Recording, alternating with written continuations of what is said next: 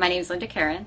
For those of you who took time to answer the survey question, I'd like to say thank you so much. I'd also like to give you an answer to your question. Overwhelmingly, the number one question was, when and with whom do you use EMDR? Most of your questions were couched in, I've seen it done badly, or I've seen a client flood it, I sent a client to get EMDR done, and when they ended up in the hospital, destabilized, it wasn't really very good.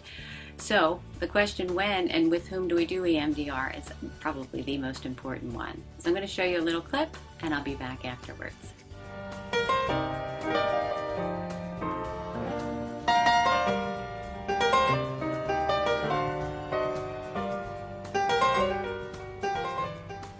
All good trauma work is done in the here and now to help people feel safe, to feel competent, and to feel happy to be alive.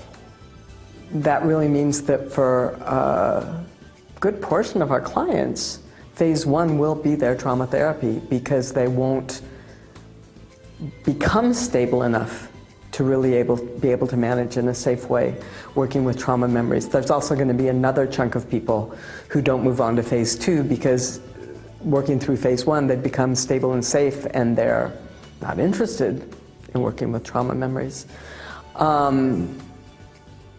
was telling you at lunch that my one and only goal of trauma therapy is to help improve people's quality of life. And so whether it be phase one or phase one and phase two integration sprinkled across, it's going to be individual from person to person, but that goal of improving quality of life has to be the first and foremost. Otherwise, and we have done as a profession really, damage to people when we push work with processing trauma memories onto people who aren't able to manage it and or people who don't want it. You could say really specifically that working with a client who's not stabilized enough to do trauma work with them is very likely to be re-traumatizing. So that was the first time I realized that you have to tread so carefully, that you don't go for the pain. That with a trauma survivor, what you're going to do is catalyze flashbacks and more symptomatology than you ever thought was there. Right, so we're basically activating trauma without skills. Without skills. I look for the coherent narrative. I look for if they space out. I look for if they start getting highly distressed when we've just touched on a subject. And at that point, I won't let them go into a lot of detail because I'm not trying to distress them. I say, we're going to save this until we can do the processing. It's hard to put percents on it, but I'd say close to 80% of the problems people come to me with in supervision. I'm working with this client, they're dissociating all the time. I'm working with this client, they have panic attacks between sessions and they're on the phone to me all the time. I'm trying to do this with the client and they're resistant or whatever. Most of the time, as I track down where those problems are coming from, usually it's in phase two work that the people are coming with those complaints. And usually the solution is to go back to phase one and spend more time on stabilization and safety. If you're working in phase two, if you're working on trauma memories and your client continues to dissociate or continues to have uncontrolled flashbacks, they're not stable enough. What happened early on is that, although certain clients just responded magnificently, miraculously, other clients just got very overwhelmed very quickly. I'll tell you the one I regret the most.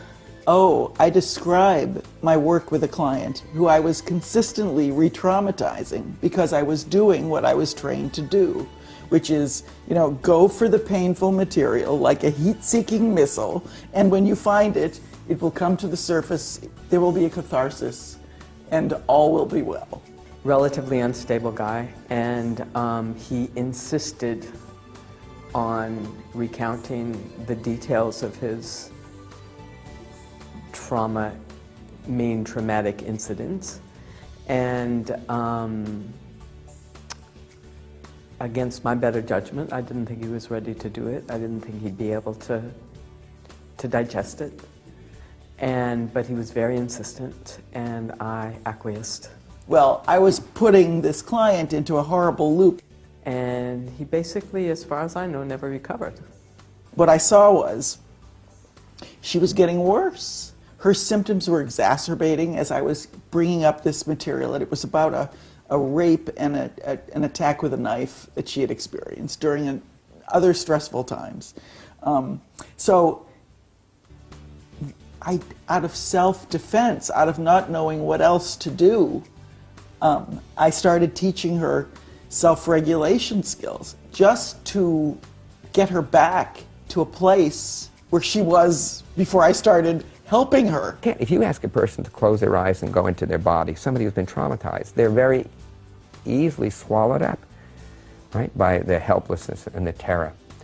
But as you gradually get them to touch in one little bit at a time, you create sort of what you could call islands of safety, islands of okayness, and in this raging torrential sea of trauma. So you get a little island, and then another island, and then a third island. And as you get a little archipelago of islands, these islands kind of form together as a solid island. And they're able to stand on that island and then work with the forces of trauma and not be swallowed up by them the way Jonah was swallowed up by the whale. These are the steps that, and in a sense, once you've done those steps, you're really more than halfway there in terms of resolving the trauma. As long as people are kept in the window of tolerance, not re-traumatized, and taught in the process, and EMDR and all the other good effective trauma therapies teach affect tolerance, because you have affect, then you feel better, which is what we want in real life. And if you spend an adequate time on phase 1 before moving on to phase 2, phase 2 work becomes so much more easy. Hi, welcome back. I hope we captured your interest and hope you'll join us next time. If you have any questions or comments, please leave them in the space below. Thanks very much.